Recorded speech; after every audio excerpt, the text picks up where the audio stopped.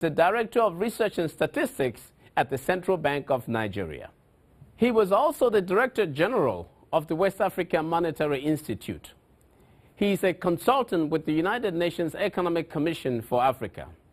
Please join us in our discussion with Dr. Joe Nnanna.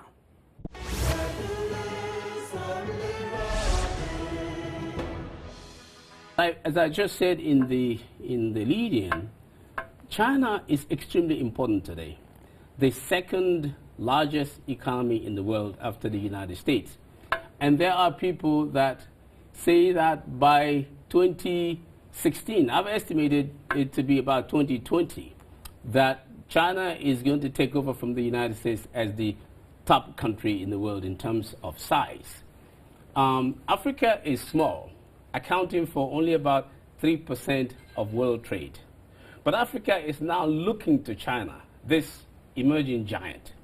And the question is, can Africa handle this giant? Is Africa ready for China? China became significant after it was admitted into the WTO, the World Trade Organization, in 2001. By virtue of its size, China has become very, very prominent with trade in Africa. But let me say that trade is mutually beneficial. Trade is better than no trade. And each country will get out from that relationship what it puts on the table. The fear of China or the emerging partners displacing the traditional partners is neither here nor there.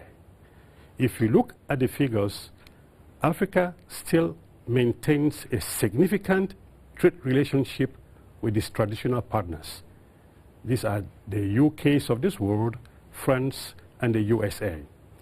But the emerging partners have shown significant incursion into the trade relationship in Africa.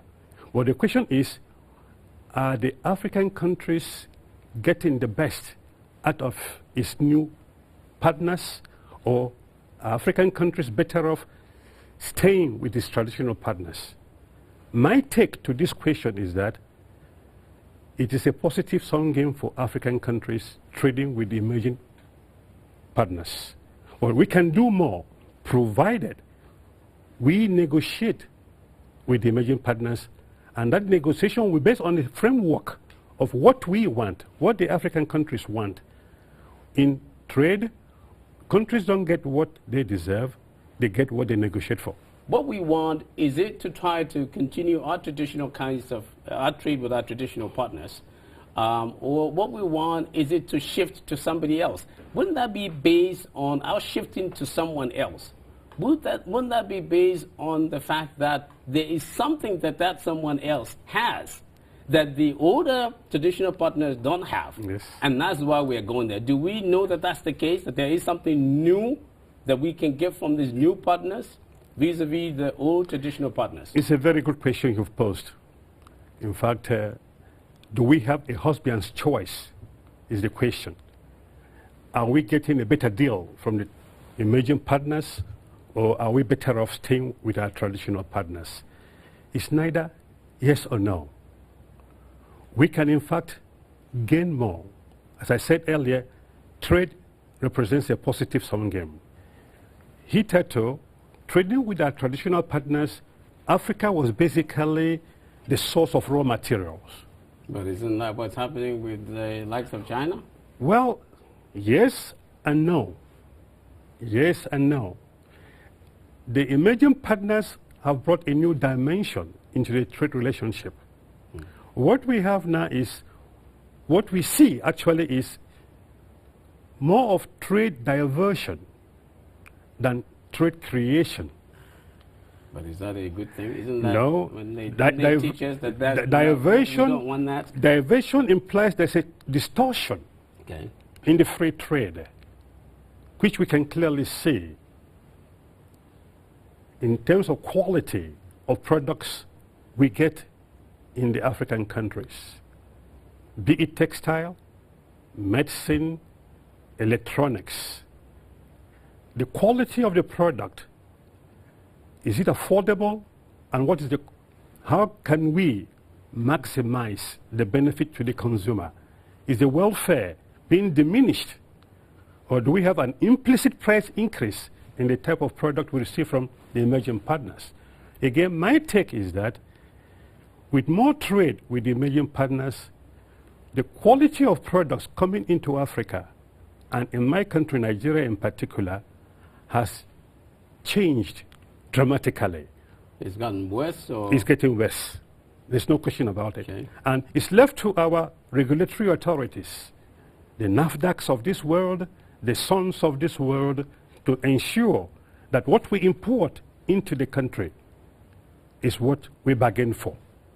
But the argument is that the West, the traditional partners, Yes. have certain conditionalities that they almost always place on their trading partners in this part of the world. That is true. And they say, we will not play ball with you if you're not playing fair with your own people. And the sense is that the Chinese don't ask these kinds of questions, that they will play ball with anyone. Well, and even if you have bad leadership, I agree. they will go ahead the and play. issue is democracy. So the question is, are they really friends? Are they real? Do they offer us promise as far as being real good friends? It's a very good question you ask. Democracy should be separate from trade. Politics, they try to separate from trade. But we are asking too much from emerging partners, particularly China, when we say that they should use the instrument of trade to change our governance structure. They cannot do that because they cannot give what they don't have. You can only give what you have. Yeah, they don't have democracy. They don't have So democracy as divine in the West. Yeah. So they cannot give you democracy. But they have democracy as defined where? They have the democracy as defined by the people of China. And they will encourage you to define your own local democracy. And if it suits your purpose and it delivers the public goods and enables you to meet the MDG, fine with them. But don't lose the sight that when we were trading more with the traditional partners, the issue of corruption was still on the table in Nigeria. And I don't know whether that problem has in fact declined significantly. If we're trading with China, Yes. what do we sell to them outside of natural resources, oil, gas, and all that? Can we sell our shoes in China? No. Can we sell No. apparel? That is the problem we have. Sell cell phones? No, And you so what can't. would we be selling? That is the problem to we the have. Chinese? Yeah. Trading with the emerging partners has actually reduced all of the African country into one huge market for China. And in return, what we do is to send our raw materials. In China, China has invested close to $700 million in Lekki, in Lagos, and also in Osun State. Okay? And what are they producing? They are producing the same things that our local factories were producing. There's no gainsaying that the emergence of China as our major trading partner has in fact killed our textile industry, our shoe industry, our battery industry. There's no question about it. Everybody knows that. Okay? So the question of what do we sell in return apart from raw material is the critical question we have to ask. Yeah. But do we expect China to relocate their factory in Nigeria to serve 160 million people when they have 1.4 billion people or so? Yes, what I was thinking is, can we say to the Chinese or to the Brazilians or the Indians, to the extent that they're also coming there, if you will take natural resources from here, for every amount you take out, you must process an equivalent amount in Africa, so that we can create jobs. We also learn the technologies and understand how to do it. But that doesn't seem to be happening. And when they give assistance, shouldn't we demand that these are the areas where we need assistance? And so the assistance is targeted. So we know it is for HIV and AIDS, it is for diarrhea, it is for malaria, it is for whatever, for education, for building primary schools. So everybody knows that that aid that we got was for this. So that's the fear that I think some people are I agree with you. In terms of making us do some primary processing of our raw material was at the heart of AGOA with our traditional partner, the USA. Yes. Okay? So it is a very good idea. But again, the Chinese will not give it to you without you asking for it.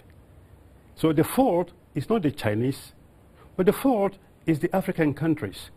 We have to make better use of our regional economic communities.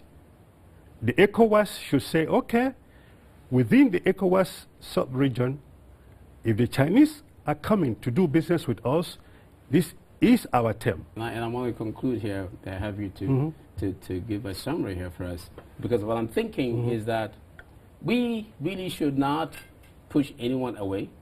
Africa should not push anyone away that wants to do business, whether it be the Chinese or the Brazilians or the Indians or the traditional partners. But as you said very eloquently, we should negotiate better. Yes. But that means we should understand what it is that we want. Exactly. And I think primary amongst all of that would be how to create jobs for our people. Precisely. And raise the level of living for our people. Precisely. Are there institutions, maybe universities or government setups across Africa? You've had the privilege of bringing countries together, working with them. Are there institutions that are looking at how we can really come up with these sets of things that you talked about earlier, to say, how do we negotiate better options for ourselves, whether it be trading with the traditional partners or with the emerging partners, so that we can create jobs and raise the level of living for our people? I think within the West African sub-region, the ECOWAS has a very important department in charge of trade. And that department is doing a very good work in terms of having a common front for the ECOWAS country in negotiating with the traditional partners. But its ability to have a common front to discuss and negotiate with the emerging partner, I don't see them making much progress, because the emerging partners prefer dealing bilaterally. And our countries are so much in a haste to beat each other, to curry favor, to be the good guy. But as I said earlier, we are too small to withstand the might of China or India. But together, we will be able to get a better terms of trade, better negotiation, which will actually create jobs for our people. United, I believe we will do better. But divided, we will continue to remain a market for their finished products. Unfortunately, some of those finished products are not even worth buying with the money. As you can see, in terms of fake drugs, fake electronics, and things we consume and pay for it, which ought not to be if our regulatory agencies were doing what they're supposed to do in terms of negotiation.